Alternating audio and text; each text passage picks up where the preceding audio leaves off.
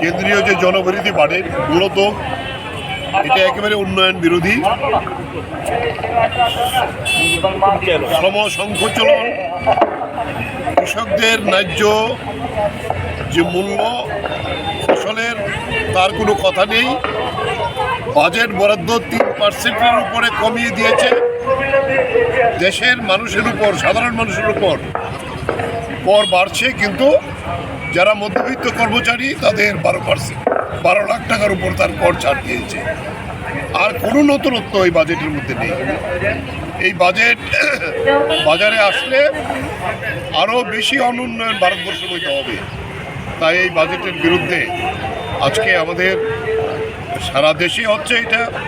শ্রমিক সংগঠন, কৃষক সংগঠন, ক্ষেতমজুর সংগঠন সবাই মিলে আমরা আজকে যুক্তভাবে এই রাজ্যের মধ্যে আমরা 5 থেকে 7 তারিখ পর্যন্ত এই প্রোগ্রাম নিয়েছি। 5 তারিখ থেকে শুরু হয়েছে রাজ্যের বিভিন্ন স্থানে, আজকে আগরতলায় হচ্ছে।